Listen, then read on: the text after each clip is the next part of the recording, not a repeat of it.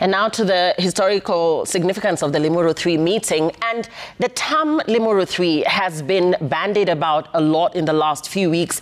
But just what is its historical significance, and what of Limuru 1 and 2? Well, some of those with a historical grasp of these events feel Limuru 3 does not measure up to those that came before it, while others view it as a manifestation of the power struggle within government and in the official opposition.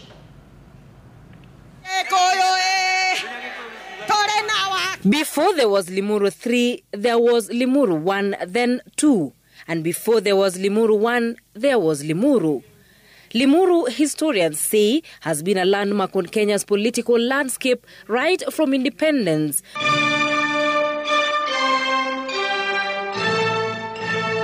Right from 1961.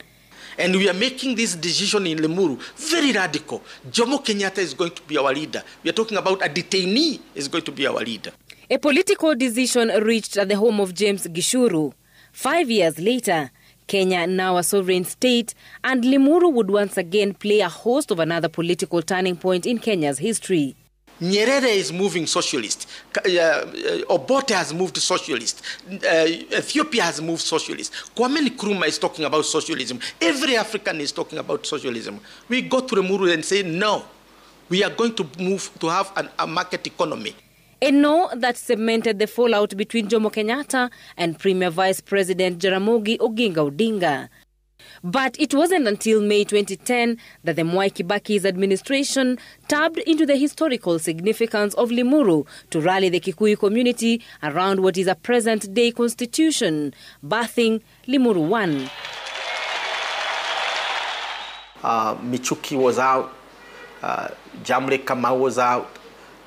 We were told Uhuru Kenyatta was not 100% behind. And I went back to our history as a people.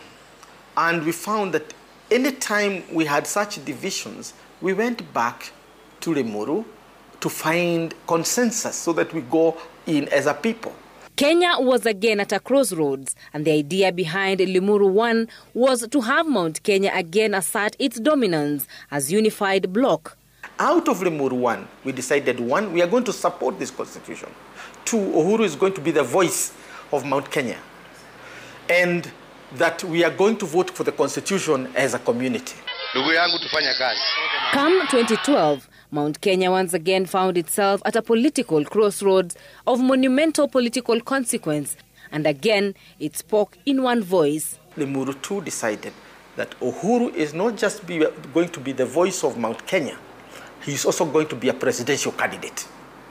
Akikuyu was to succeed Akikuyu. That was the ruling of Mount Kenya.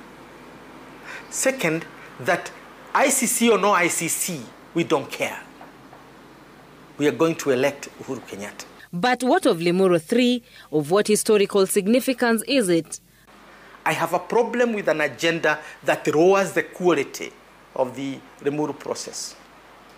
By the time we go to Limuru, we are going to say it as it is. And we are not speaking to ourselves because we have already built consensus among ourselves. We know what we want. We are going to put a stamp on what we have agreed upon. So at this juncture, what have we agreed upon? It's been called to remind the people of Mount Kenya region, as I understand, of the importance of maintaining unity of purpose so that they can be prepared for 2027. And the main thing, as again I see it, is the so-called one man, one vote, one shilling, where they feel, and I see this has now been taken in by the Deputy President, that the Mount Kenya population is not benefiting economically. And while resolutions historically arrived at Limuru have carried the day, they have also shown that choices do have consequences. We are going to have Mount Kenya isolated as the main opposition to the government. And you are being opposition to the government when people like Moses Kuria, Rigathi Gachagua, Ndindi Nyoro and others are already in the government. And they themselves have no consensus.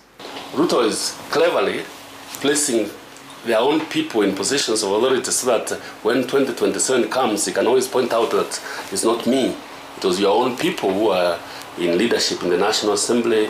It's your own people who are in heading the KRA, which is the chief collector of taxes. It is your own people who are basically chairing the finance committee. So why would you blame me? Ultimately, the question will be, has Limuru Three succeeded in uniting Mount Kenya around a common agenda, and whether it will have an impact on the political bearing of the region?